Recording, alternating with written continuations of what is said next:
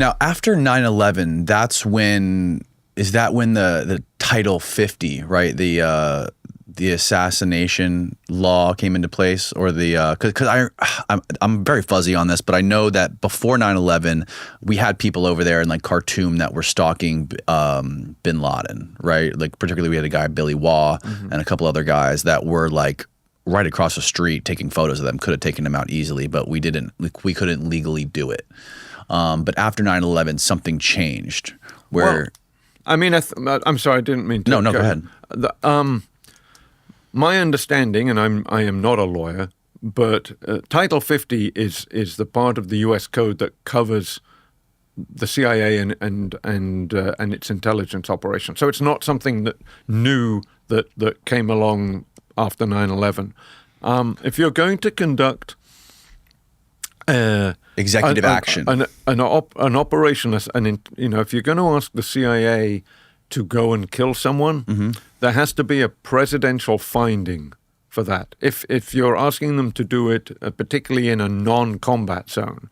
So if you want to kill somebody in Sudan, where the United States is not at war, there has to be a presidential finding signed by the president, usually briefed to the so-called Gang of Eight, which is a sort of the top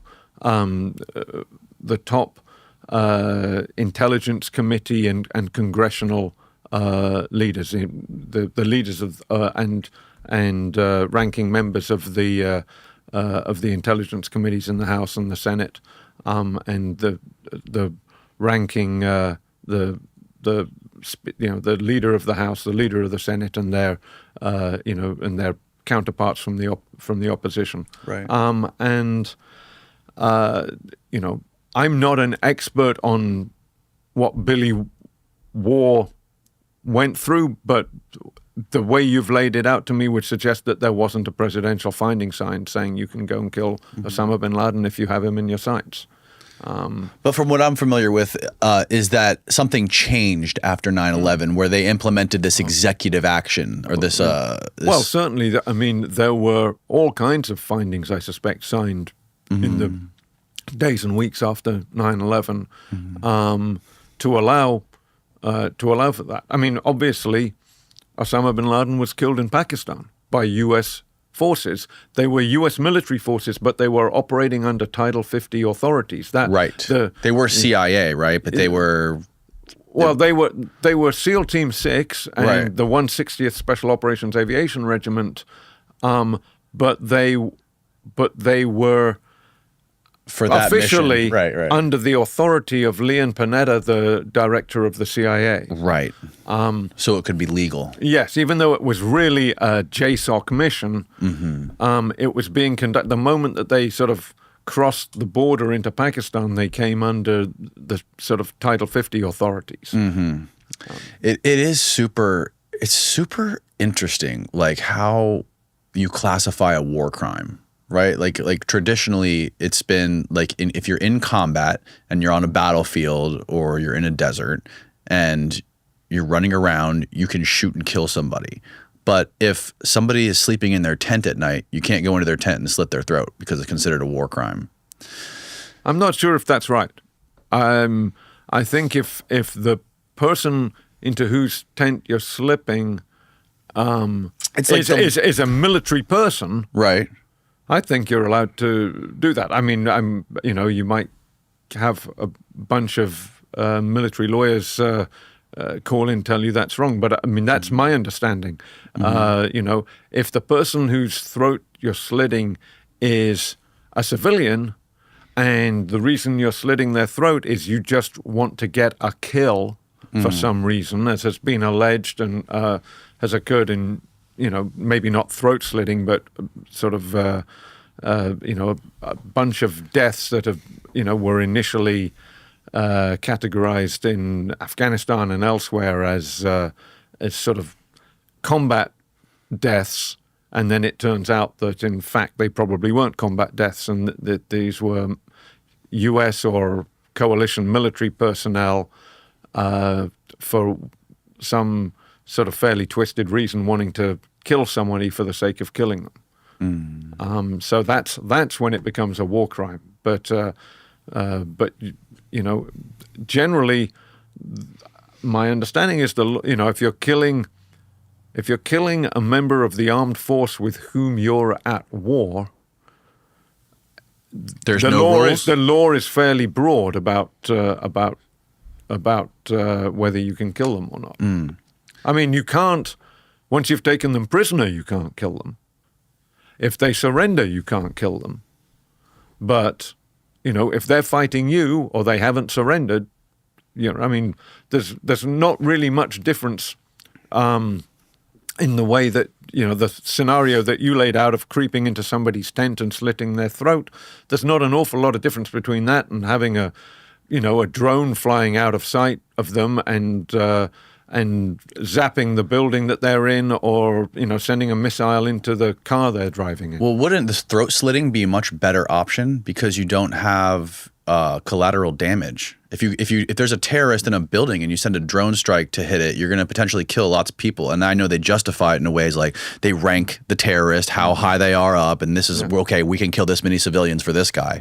But if you have some knuckle dragger mercenary who's just like thirsty for blood, who you can contract for the CIA to go out and slip into this guy's room and cut his throat and no one else gets hurt, wouldn't that be a better option? Well, as a reporter, I'm certainly not about to sit here and say it would be a good idea to get some, quote, knuckle dragger mercenary thirsty for blood to go out and kill people. I mean, I think most Americans would hope that the folks that we're paying, that our taxpayers are paying to do this are not just because the phrase "thirsty for blood" it sort of implies. I don't mean that in a negative way, by the way. I meant that in a good way because there's a lot of guys that are like that just they want to be in combat zones, right? Yeah. Or they want to be in war. Billy Waugh is a perfect example of that. It's way better than conscripting people, young kids, or not even talking. You don't have to go as far as conscripting them, like. Even just getting young kids who don't know what they want to do with their lives, they have the option of go to college, get a job, go join the military, and it's like, maybe this will be fun, and then they end up going over there and they're psychologically screwed for the rest of their lives. Instead of like the other option are the guys that are drawn to that, right? That want that, like the guys that really want to be there and doing these things. I feel like I don't know. I feel like that would be a much better option. Well, I mean, let's assume that you can find those people. I suspect, and of course, there are people who come into the military wanting nothing more than to, be in the most sort of the units that are most likely to see combat, and and they want to be quite aggressive about it. The military is an enormous enterprise, and even for the combat arms elements of the Army, the Marine Corps, the Special Operations community, even it's and their equivalents in the Air Force and the Navy, it's doubtful that you can that there are enough folks coming into the military with that mindset to fill every single billet of those units. I mean, as you're probably aware, I don't know whether you've talked about it on the show before, but I mean, the military's spent the last 2 or 3 years in a recruiting crisis. Right. And, there are lots of factors behind that. But one of them is that only roughly 1 in 4 of, 18 to 25, I think, year-old Americans is actually qualified to join the military from the point of view of physical fitness, health, and not having a particularly criminal background, and so forth. That's before you start dividing that up amongst so-called what the military calls propensity to serve, which is how interested are those individuals going to be in serving in the military. Right. Only a quarter of the sort of the, if you like, the target audience for military recruiting ads, or only a quarter of the age group is even qualified. And then you've got to find the ones who want to serve there.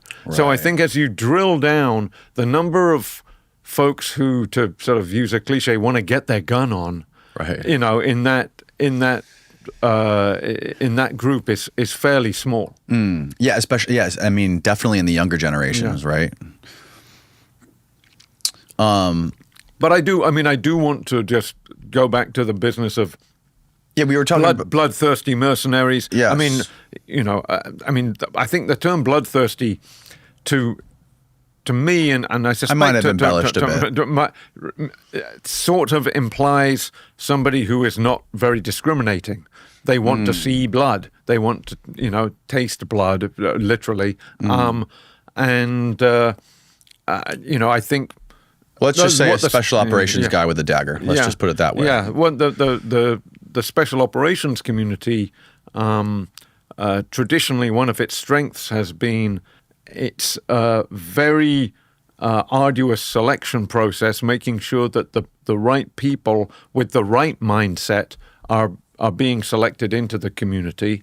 I mean, there's countless examples in, just to use a Delta Force, you know, as a for instance, of folks who make it through the physical and psychological challenges of the so-called long walk, where they, you know, the candidates for Delta Force are, you know, taken to a forest basically in West Virginia and told to stop. You know, given a spot on the map that they have to go to, and they've got to navigate themselves through the terrain, get to that spot. There's somebody else there just saying, "Here's your next spot," and there's and there's a time that they're supposed to be meeting to get to the end, but they don't know where the end is and they don't know what the time is. So it's sort of a psychological thing. How do they handle that pressure?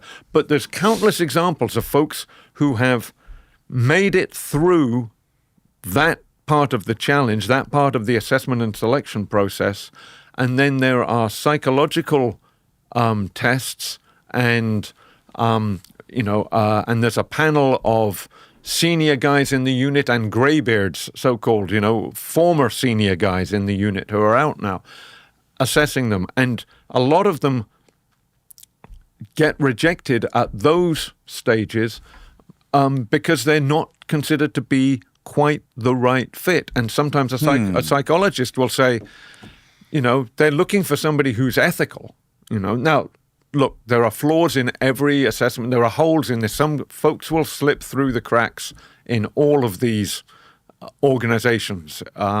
So I'm not trying to say that any assessment and selection process has worked perfectly, right, whether that's Special Forces, whether that's Navy SEALs, whether that's SEAL Team 6, whether that's Delta Force, the Rangers. You know, you can find, you know, basically criminals who've snuck in or developed in those communities. Right. But where Special Forces has, or beg your pardon, Special Operations Forces has as an advantage over the rest of the military and most of the world's other militaries, is that they're so selective about this. Right. And you know, when you see communities that have, in the special ops world, that have, when you see organizations in the special ops communities that are having an uptick of problems, I would say it's usually worth going back to the selection process and see, have they allowed the selection process to get warped? Are they still selecting for the characteristics that they should have been selecting for or thought they were selecting for? Right. So, you know, I can't remember how we got onto this tangent, but I mean, it had to do with bloodthirsty mercenaries slipping into tents. I mean, I think that the moment that a nation starts using mercenaries, particularly foreign mercenaries, for operations. What do you mean? I was talking about like American mercenaries. Well, I mean, in history, a lot of mercenaries have been foreign, right? If you go back to the European wars in the Middle Ages and so forth, you know, they didn't all automatically answer to the head of state for whom they were fighting. That's why they had to go out, and that country or that kingdom or principality had to go out and hire them to fight for them. I mean, that was the sort of the definition of a mercenary. And you know, I think that you know, if a country has people fighting only for it, that, in other words, not fighting for that. I mean, the argument with folks like the Kenyan RRT that the U.S. government would make, and I'm sure the Kenyan government would make, is that, look, you know, yes, the United States wants Al-Qaeda figure X killed, but so do we. So they're, you know, the fact we're taking American help in terms of training and in terms of resources to help create this unit, maybe, or certainly train them up, and we're taking their intelligence to target them, but they're killing guys that the Kenyan government wants killed as well. So it's good for Kenya as well. Exactly. But if you're taking somebody from a country whose government has absolutely no say in it, maybe, or maybe that country isn't a democracy, so the people of that country have no say in it. You know, it's at least worth having a conversation about that in the United States, you know, which is why you need to have, you know, news organizations that cover it. Right. And when it comes to Israel and Gaza, what is how much special operations forces do we have on the ground there, like working? I know we have quite a bit, but what have you learned about what's going on there? Well, when we published our story, which, like I said, was towards the end of last year, so I can't tell you what, you know, we haven't reported on what's happening in May of 2024. But, but JSOC, Joint Special Operations Command, deployed what I understand to be its standard sort of task force headquarters with associated elements from the special mission units like Delta Force, like SEAL Team 6, with the sort of slices, as they would say in the military, of the 160th Special Operations Aviation Regiment and other units. And they went to Cyprus, to a military airbase in Cyprus, to stage. Now, in terms of on the ground in Gaza, I'd be surprised if there's any U.S. military on the ground. When we were reporting the story, it didn't appear to be that there were any. Of course, the U.S. military has, most of these organizations have liaison officers in Israel, and just as part of the normal course of business. And I think, the number of U.S. personnel in Israel was plussed up. But at the time that we reported the story, was plussed up, was increased slightly. Got it. But at the time that we reported the story, it didn't appear that there were, entire units being deployed to Israel. That may have changed. I don't know, but when we reported it, it didn't appear to be the case. Right, but they're special operators though, like lots of special operators. Yes. Right. Yeah. And so your recent story about the CIA extrajudicial killings in Kenya, when did this come about? So the killing that we sort of focused on was in 2012, but it was just earlier this year that a court in Kenya found it to be an unlawful killing, and it was conducted by a Kenyan unit called the Rapid Response Team. Right. But that was a CIA-trained and essentially created organization. So it's an organization that all of our reporting suggested did the bidding of the CIA. And why was this set up by the CIA? Because, in the years after 9/11, as part of the the so-called global war on terror, Right. the CIA had a program. It was called the Counterterrorism Operations Program. I believe it's still going. Yep. And it basically allowed the CIA to create surrogate units, proxy forces in a range of different countries. The ones that we were able to identify are listed in the article. There's one in fact, we couldn't even get the source to tell us which country it was, but it was in South America, in the tri-border area of South America. Mm-hmm. And the other country, I believe, was I don't have the story in front of me. I think, and Jack wrote it, and I sort of edited it and added some quotes from one of my former CIA sources, but it wasn't on this topic. I believe it was Thailand, but I could be wrong about that. Maybe you can fact check that while we're on the air. Yeah. What should he search for to find that? The Kenyan story that we just type in Kenya CIA high side. You'll be able to find it. Yeah. And I think you had it up a minute ago, Steve. Yeah, and somewhere in there it says that there are, in addition to Kenya, these teams. I mean, we think the teams were stood up in a good number of countries, but the couple that we were able to, if you click on that, using. There you go. If you've got Danny's login. You're gonna have to. It's all right. I do not. So the CIA set up this rapid response team in Kenya, and the purpose of it was counterterrorism operations. Yes, yep, and basically the Horn of Africa, especially Somalia,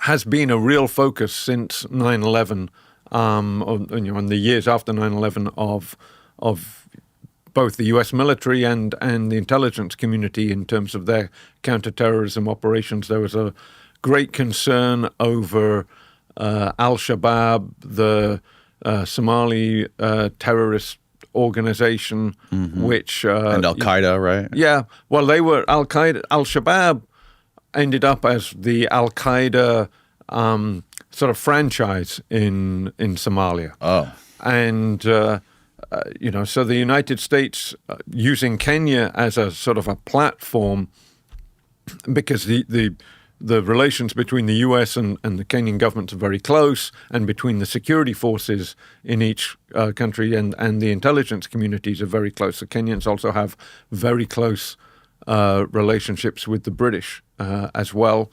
Aren't they tight with China too? I don't think they're as tight with China as they are with the United States and the UK. Yeah.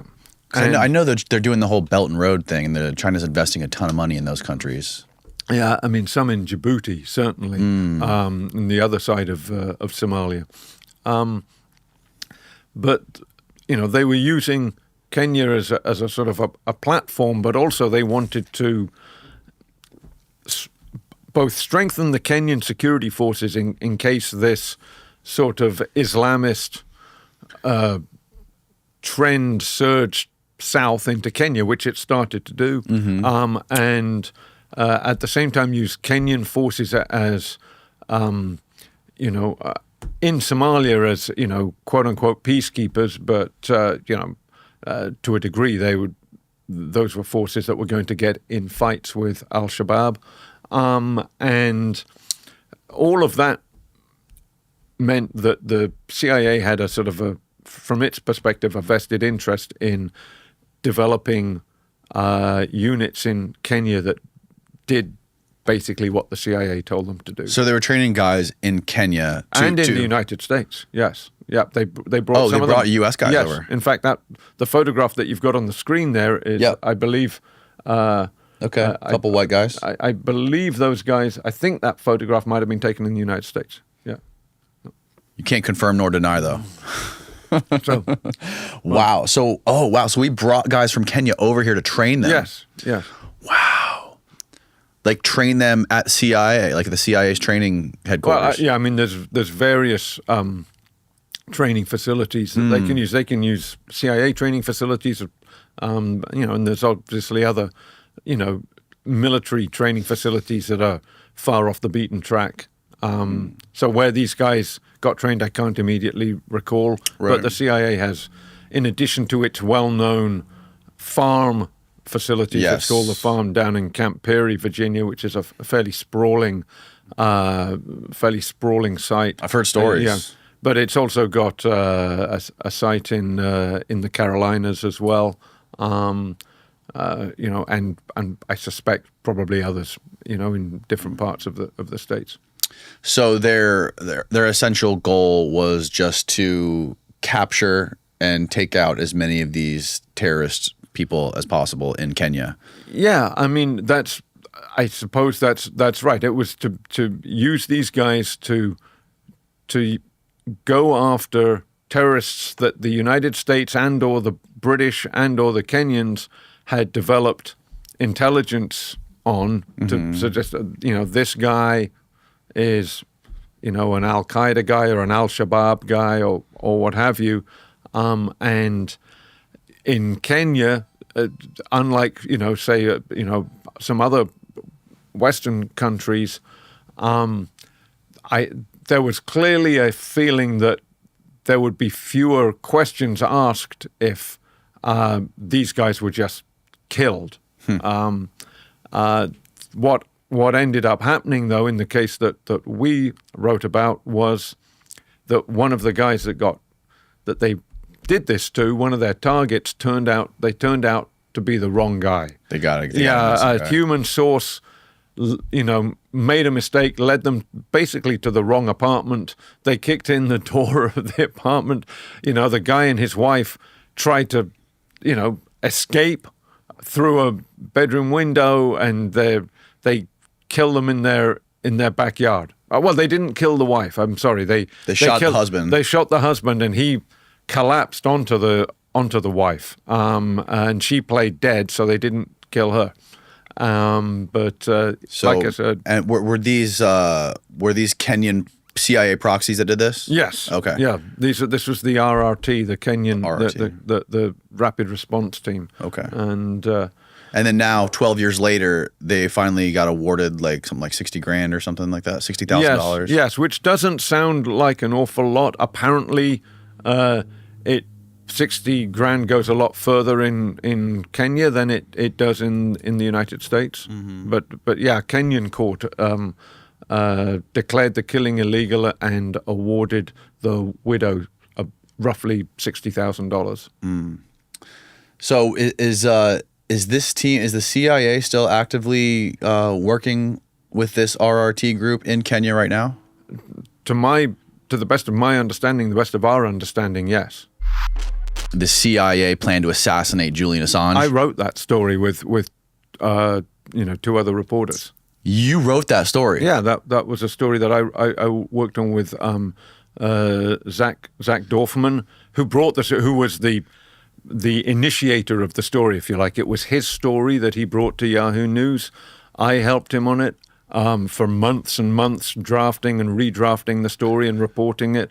And then Mike Isikoff came in towards the end of that process, did some more really great reporting on it. And that was...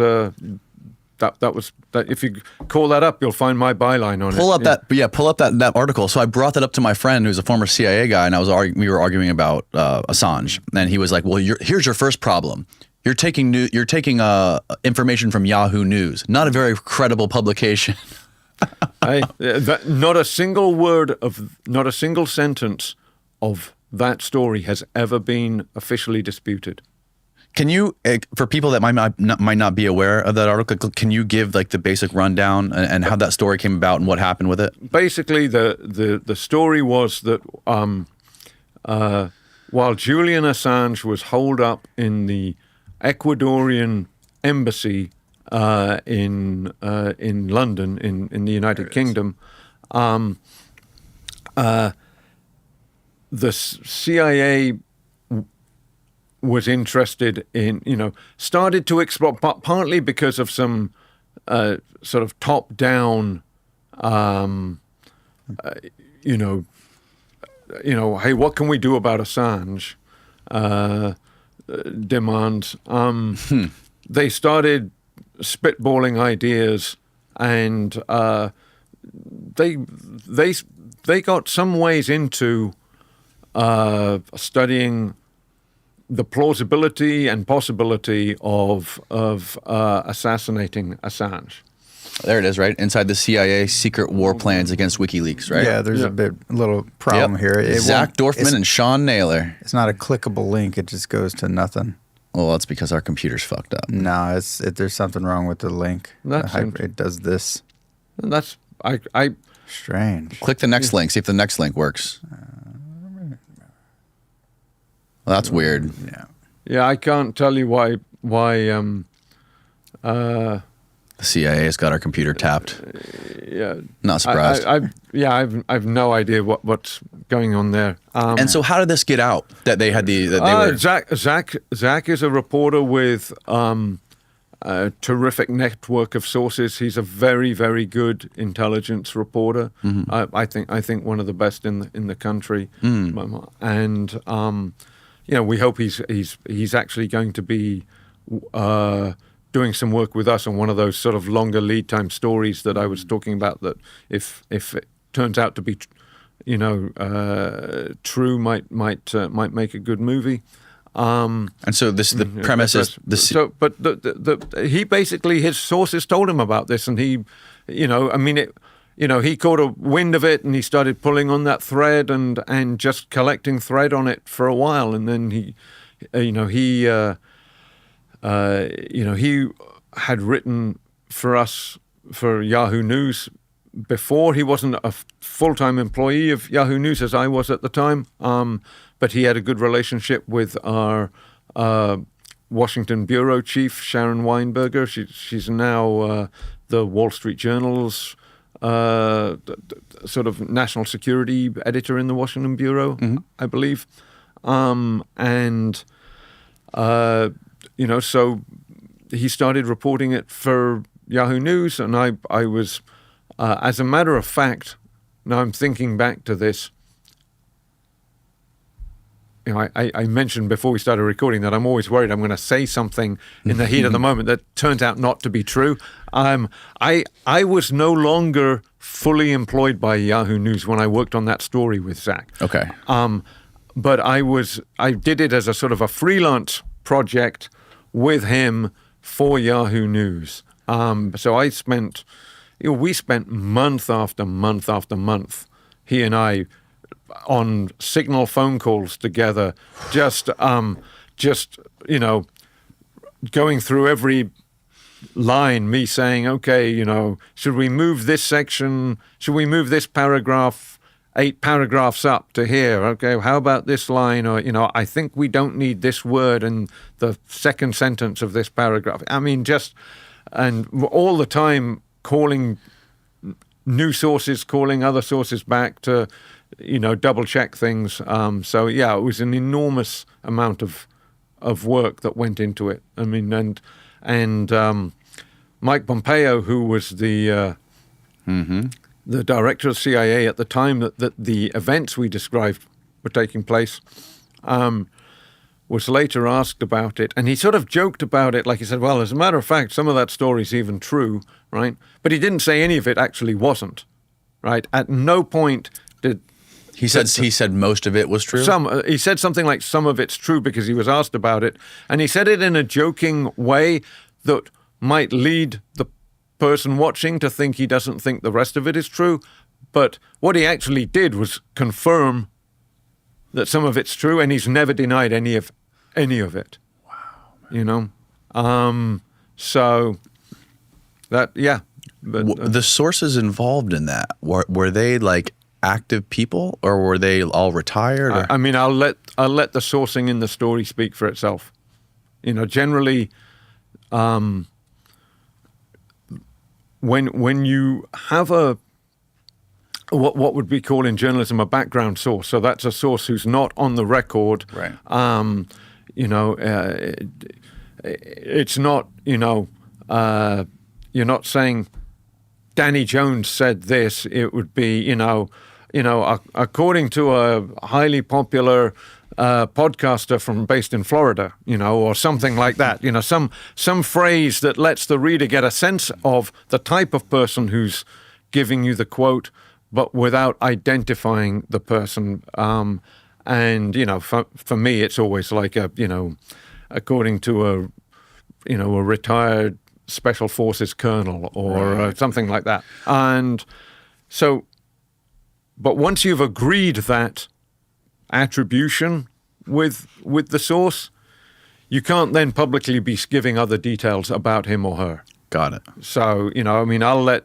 But when it comes to fact checking, like when the editors go to fact check a story, do the editors have to get access to your sources to confirm stuff? Sometimes, but they're not likely to. When the editors know the reporters well, they might say, who said this? Mm-hmm. They're probably not going to. If you can't trust your reporter to give you an honest, to honestly report what their own sources are telling you, you probably shouldn't be paying them. Right. I mean, no editor has the time to go through every story that he or she is responsible for editing, and go through every quote and call every source. I mean, that's basically re-reporting the story. Right. And unfortunately, the dynamics of the news business mean that there are fewer editors, and especially copy editors, even at major establishments like the New York Times now, than there used to be. So there's less and less sort of work time, available man hours, if you like, to do that sort of thing. So no, they don't. They'll want to know maybe who said it, or what kind of a person said it. Sometimes they may not want to know the source because they don't want to have, in case there's any significant legal blowback, they've plausible deniability as to the identity of the source. Did you or Zach get any kind of blowback on that story? No, I mean there was. Did you guys have to get confirmation from any, like similar to Jack's other story, how he had to get the deputy director to sign off on it? Did that nothing like that? No. I mean, it was like I said, Zach, me, and Mike Isikoff, a very well-known reporter in Washington. I think our, reputations were strong enough, and Isikoff was at the time probably the senior journalist at Yahoo News, or one of the most senior. I mean, I don't know how you would tabulate that, but and very experienced. So if the three of us are bringing a story like that to the table, I don't think the editors certainly ask hard questions, but they're not of the same type that Jack faced in the story you're referring to. Yeah, it's such a heavy story. The idea that the CIA would have thought about or planned to murder a journalist. Yeah. Well, and there's the other half of it, right? Which is, and then they decided not to, right? Yeah. So I mean, that's right. It's not like it happened, and we're discussing, Right. So I mean, you have to also say that cooler heads prevailed at some point in that process. Yes. Off the headlines, and it's pretty well known throughout history that the Central Intelligence Agency has kept a tight grip on mainstream media. I'm not sure that I'd go as far as agreeing with your last statement. I've worked in journalism here in the United States since the late 80s, and I've seen no sign that the CIA is keeping a tight grip on the media. Now, they certainly try to keep a tight grip on as much information about their operations as possible getting into the media. But I don't think once it gets into reporters' hands, there's a very limited number of steps they can take. Now, they've certainly taken them, and Jack has experience of this with stories that he's reported. I haven't had as much sort of pushback from CIA, but we'll see. We're working on a number of stories at the moment that are are going to concern the CIA. I don't mean concern in terms of worry, but are going to be about CIA operations. So we'll see what happens. But you don't think they have? You don't think they have a strong influence on mainstream media, like when it comes to Fox, CNN, New York Times? These big outlets. If those outlets are about to report a story that the CIA, or frankly any other part of the United States national security apparatus is worried about, typically what will happen is the reporting team that's reporting the story goes to the CIA or to the White House or the National Security Council or the Pentagon, depends which exact organ of national security is involved, and says, hey, we're preparing a story that says A, B, and C. Do you want to comment? And if it particularly worries the government at that point, then somebody senior will get in touch with somebody senior at the news outlet and try to sway them. When I was at Army Times, I spent more than 20 years at Army Times, and we had that happen a couple of times for stories that I'd written about special operations. And usually there's a sort of a gentleman's agreement that, at least in my experience, that you can come to, where they lay out 6 or 8 or 10 things that they're worried about in the story. And, the news media have all the power in this dynamic, okay? Because you've already got the facts. There's a First Amendment in the United States. There's in other countries, they can basically stop the news organization from publishing the story. That can't happen in the United States. And so, they can. It's up to the government then to make a strong case that national security will be harmed, or somebody's life or lives will be placed in danger. Right. In the cases that I was involved in, we basically published the whole story, maybe with 1 or 2 minor tweaks that were not central to the point of the story in the first place. Right. And that's what Jack explained what happened to his story with the CIA conducting operations through another agency in Ukraine. I think it was like sabotage, or no, in Russia. Yes, they were conducting sabotage, and he never mentioned the name of the publication. I don't know what the name of it is, but it was a bigger one, from what I understand.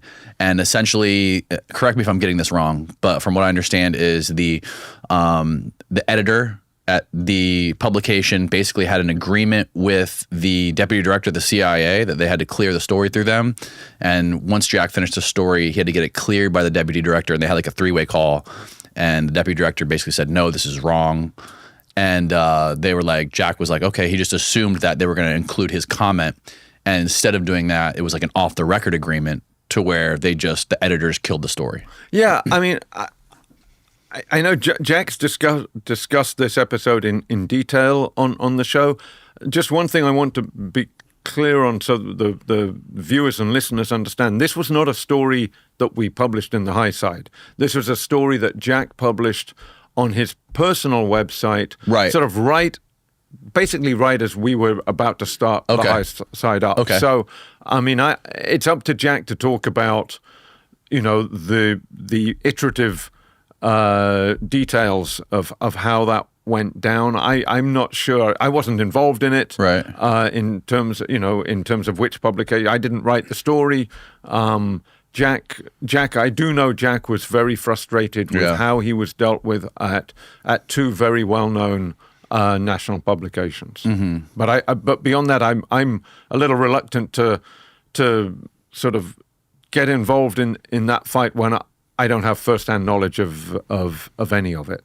Yeah, it's just interesting, the dynamic and the relationship between the intelligence agency and huge mainstream publications. You know, they obviously they aren't telling them, no, you can't publish the story, but I'm sure they have ways of massaging their influence into these agencies or into these publications, right? Where like, you know, with these whatever these off the record agreements are, or like saying things like, if you publish this, you're going to be responsible for innocent people that are going to die, and all these things. Yeah, generally the arguments that they'll make are just like the one you articulated. You know, this is going to put lives at risk. This is going to put national security at risk. Or the third one, which is also a strong argument if it can be backed up, which is this story isn't true. I mean, frankly, of the three, that's the one that's, if you can prove to an editor that the story they're about to publish is in part or in total false, untrue, incorrect, mistaken, a good editor doesn't want to have, and a good reporter for that matter, no good journalist wants to have any false information out there under their name or in their publication. Right. So that's if that's an argument that they can make, that's the argument that they should make.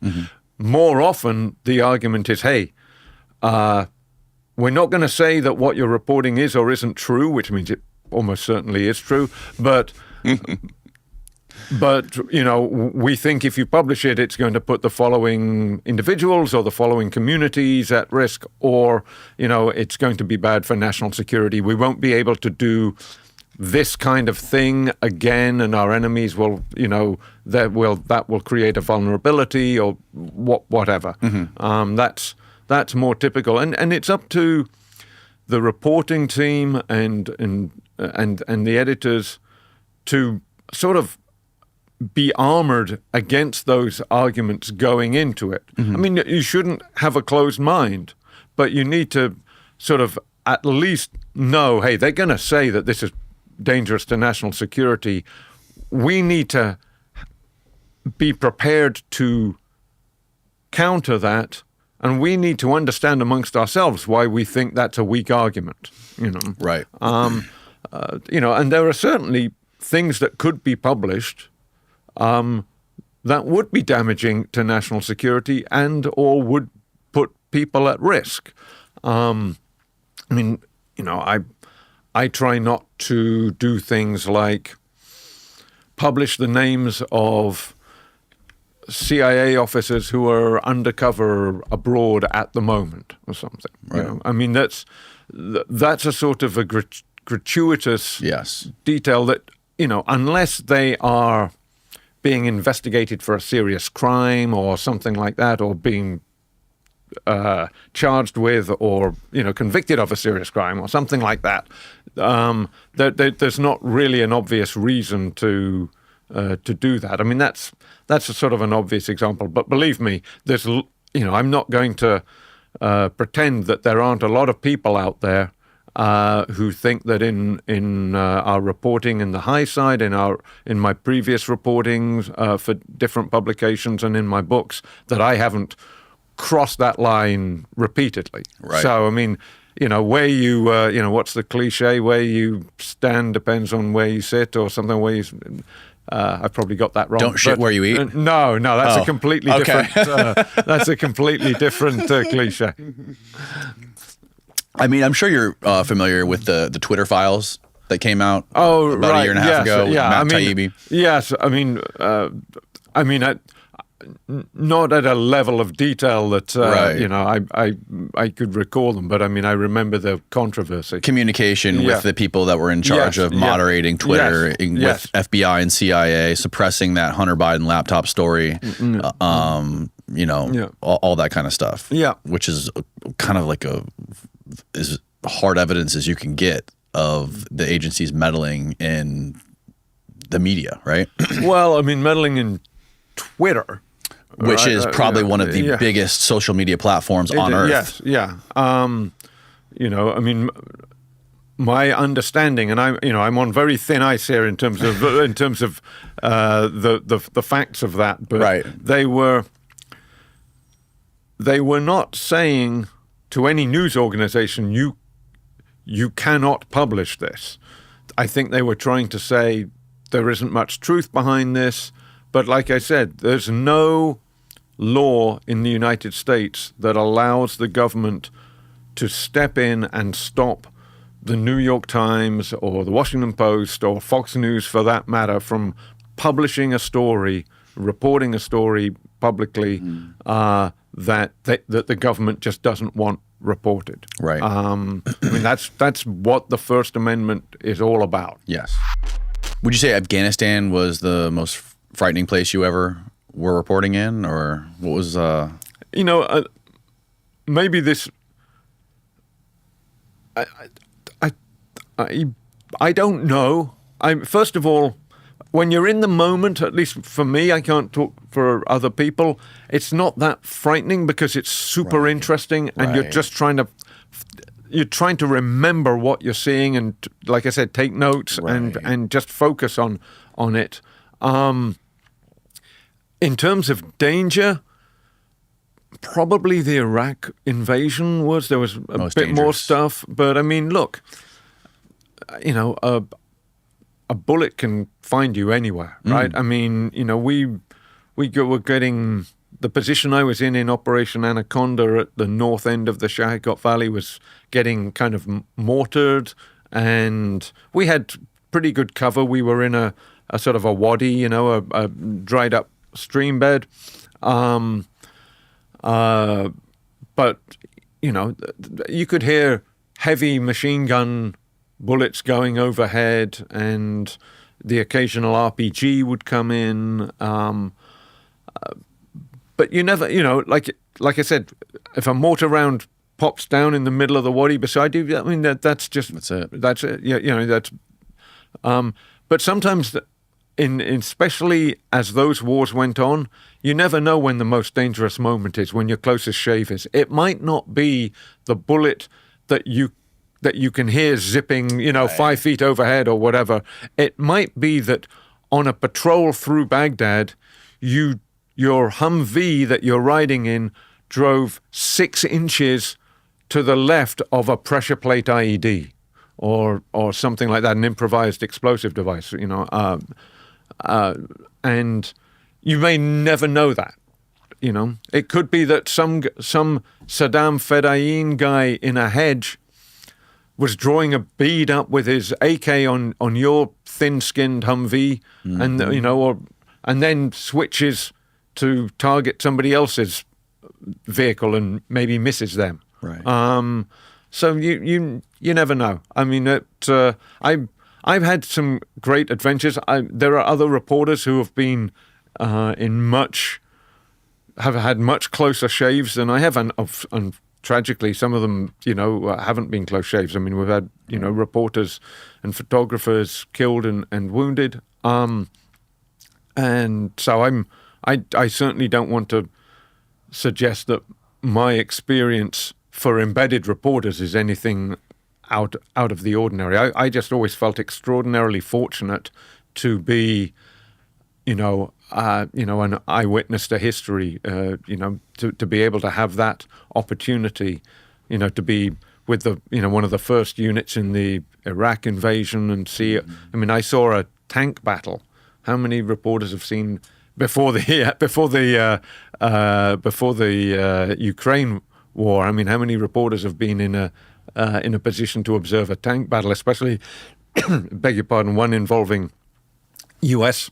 U.S. forces. Where was the tank battle? It was south of Baghdad. Wow. And going back to your journalism in Iraq and Afghanistan, I've heard the phenomena described, and maybe you can attest to this, where when people, especially journalists, I think I heard a filmmaker describe this, is that when you're in the middle of like a firefight or like a highly intense battle, and you're in probably the most danger you've been in a long time, or throughout the period of the day, you're so focused in on capturing the moment and fulfilling your purpose of being there, you kind of like adrenaline kicks in, and the fear of the bullets zipping over your head or mortars going off kind of just disappears, and you kind of like fall into this weird sort of little pocket where you're just so hyper focused on capturing these things, like capturing the moment or filming it or getting a photo or whatever it is, or in your case remembering it so you can write it down,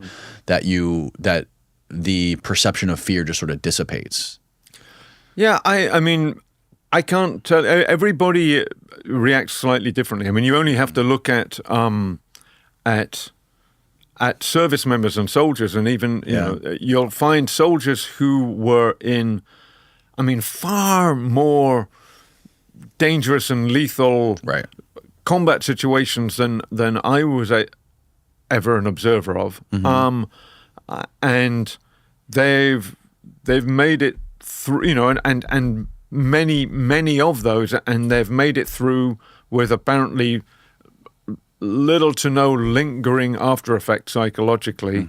And then you've got folks who never left the base that they were stationed on, the FOB, the forward operating base, as they were called it during the global war on terror, and have PTSD somehow. Right. And I mean, I'm not trying to diminish their PTSD or whatever. My point is that everybody reacts to risk and certain situations differently.